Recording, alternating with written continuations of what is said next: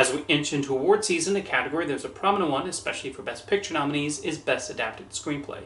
This highlights the work of screenwriters who are tasked with adapting a book, play, or even other films, and it's even led to discussions about what counts as an adapted screenplay. This category has been part of the Academy Award since the first ceremony, when it was awarded to Benjamin Glazer for Seventh Heaven, a silent film based on a play. Incidentally, one of the other nominees that year was The Jazz Singer, the first feature film of synchronized sound. It should be noted that for several years, the category was known simply as Best Screenplay, and would sometimes nominate original scripts. Meanwhile, original ideas were awarded in the Best Motion Picture Story category. It was not until the 50s that they started using the original screenplay and adapted screenplay names we know today. But more often than not, the award still went to scripts based on previously produced materials, namely books and plays. For example, one of the earliest winners was the 1933 adaptation of Little Women, based on the classic book by Louisa May Alcott. A particularly interesting case came with the film version of George Bernard Shaw's play, Pygmalion.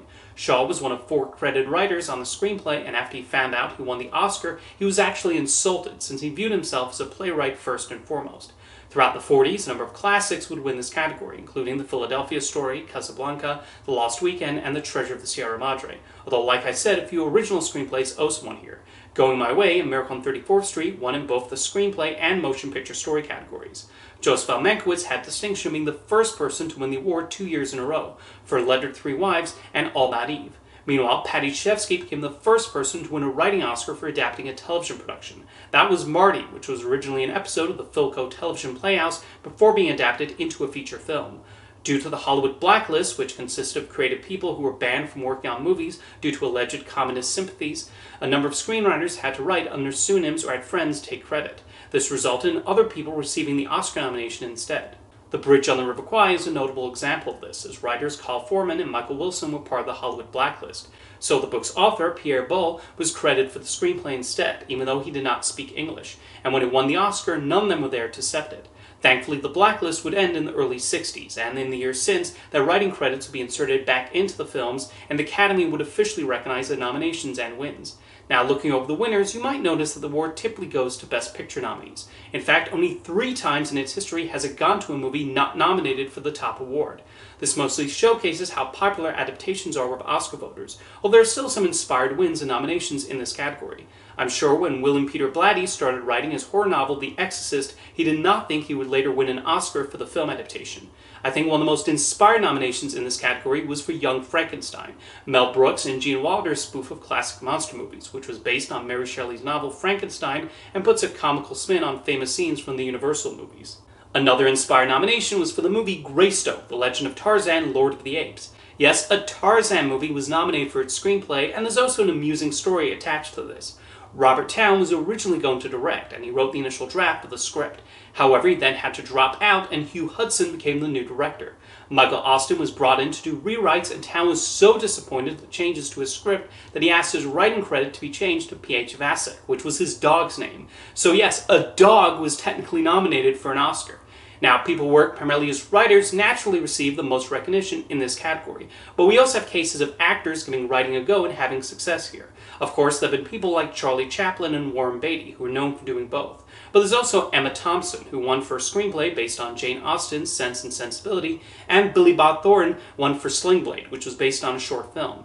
Now, when people think of an adapted screenplay, they probably think of the writer with a book in one hand and then typing the words into their keyboard with the other. But not all screenplays are written the same, and some of the nominees had interesting paths to the screen and towards their nomination. A nominated screenplay that often has people raising their eyebrows is Kenneth Branagh's Hamlet. The film is almost exactly word for word William Shakespeare's original play, with no alterations to the dialogue. However, Branagh still had to think of ways to translate the material to screen and make it more cinematic. The words may have been the same, but a screenplay also includes scene direction and other details that Branagh would have to implement into his vision of Hamlet. O Brother, Where Art Thou, written by the Coen brothers, was nominated for Best Adapted Screenplay, due to being inspired by Homer's The Odyssey. However, the Coens said they never actually read it, and instead just implemented ideas they knew from cultural osmosis. One of the most fascinating journeys for an adapted screenplay is Charlie Kaufman's adaptation, which was based on the book The Orchid Thief. Well, kind of. Kaufman was given the book to adapt and then struggled with how to put this non-fiction story on screen. He eventually wrote a screenplay about himself having difficulty writing the script, gave himself a fictional twin brother named Donald, and mixed that with the Orchid storyline. Despite these heavy departures, it was still nominated for Best Adapted Screenplay, and because Donald Kaufman received a co-writing credit, he was also recognized. Although had adaptation won, only one trophy would have been given. The two Borat movies were also nominated in this category, due to the character originating on Sacha Baron Cohen's television show. Although some of you might be wondering, wait, weren't most of those movies improvised? Yes, but Cohen and the writers still had a story they'd come up with, and had a general idea of how Borat would behave and what jokes he might make when he interacted with real people, whether suddenly out on the street or of who he had booked interviews with. Plus, there's the narration and other written elements that tied the scenes together. An aspect of the category that generates discussion every year is what counts as an adapted screenplay, as the Academy does make some confusing decisions.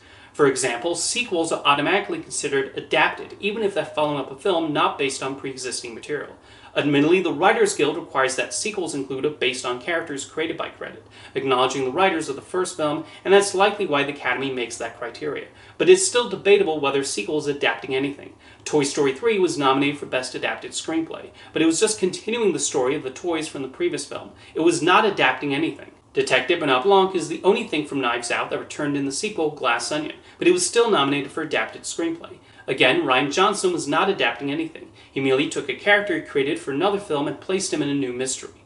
The Academy has made some other debatable choices with where to place a screenplay, and have even disagreed with the Writers Guild on several occasions. An odd case was with the film Syriana.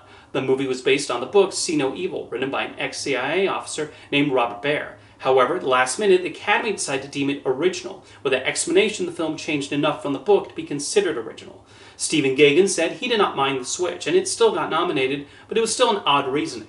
Going even further back, Dog Day Afternoon was based on magazine articles about the event, and is credited as such, but it won the Oscar for Best Original Screenplay. Although that goes into a whole other question of whether films based on real events should compete for original or adapted. After all, the writers of those sorts of films still do research and are essentially adapting real life, and yet biopics rarely get nominated in both categories, often depending on whether the credits cite a biography. For example, Jeff Nichols' film Loving was submitted for consideration in Best Original Screenplay, but the Academy deemed it adapted because the credits cited a documentary's inspiration for the film, and that documentary is admittedly what led Nichols to make Loving. There are also cases of them making this decision based on something arbitrary. Moonlight was considered by many awards organizations as an original screenplay, but the Academy decided it was adapted. The reason was because the project originated as an unproduced play, so the argument was that Barry Jenkins had adapted said play. However, The King's Speech was also initially written as a play, but was considered original by the Academy. My Big Fat Greek Wedding started life as a one-woman show, but the film was nominated for Best Original Screenplay, so it's kind of an inconsistent reasoning. However, the most ridiculous example of this category switcheroo is with Whiplash. Damien Chazelle wrote the screenplay for the film based on his own idea. To help gain additional investors, he took a portion of his script and directed a short film from those pages. The success of the short at Sundance got the funding for him to bring his full screenplay to the screen. For whatever reason, the Academy decided the feature film is based on the short instead of the other way around, and placed it in the adapted category. And then finally this year, Barbie generated a lot of debate over whether it should be considered an original or adapted screenplay. Many considered it original, since Greta Gerwig and Noah Baumbach had created an entirely original story revolving around these dolls. What were they adapting? However, the Academy decided it should be considered adapted, and the reasoning is probably because the words, based on Barbie by Mattel, appear in the opening. Of course, the debate of what is original or adapted will continue to go on for a long time, but looking at several winners of this category, many excellent screenplays have been honored over the years. There have been epics, character dramas, satires, fantasy films, and romances. The nominees have also been adapted from a variety of sources, not just novels and plays, but also television shows, comic books, children's stories, magazine articles, and memoirs, along with remakes and sequels. Some of the major names who have taken home the Oscar that I did not mention include Robert Riskin, Billy Wilder, John Huston, Alan J. Lerner, Robert Bolt, Ring Lerner Jr., Mario Puzo, Francis Ford Coppola, William Goldman, Alvin Sargent, Oliver Stone, James L. Brooks, Christopher Hampton, Stephen Zalian, Eric Roth, John Irving, Akiva Goldsman, Peter Jackson, Alexander Payne, Larry McMurtry, Aaron Sorkin, Nat Faxon, Jim Rash, Adam McKay, Spike Lee, Taika Waititi, and Sarah Polley. If you look over the list of winners, I'm sure I'll find plenty of your favorite screenplays. See you next time.